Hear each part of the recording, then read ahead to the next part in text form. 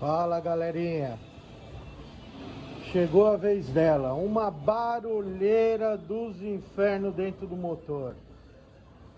Cliente levou para um, condenou o motor. Levou para outro, é corrente de comando. Ninguém sabe o que era.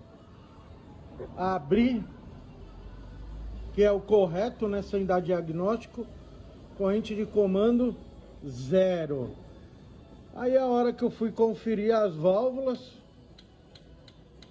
olha isso aqui, ó.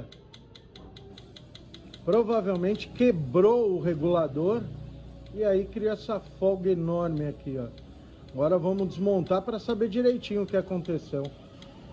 E torcer para que seja só isso, que não danificou mais nada. É, galerinha, o negócio é meio louco. Gostou? Curte, compartilha, comenta. E não deixe de trazer a sua moto pra gente, deixar ela como ela era quando saiu de fábrica. Venha para a Moto Snake.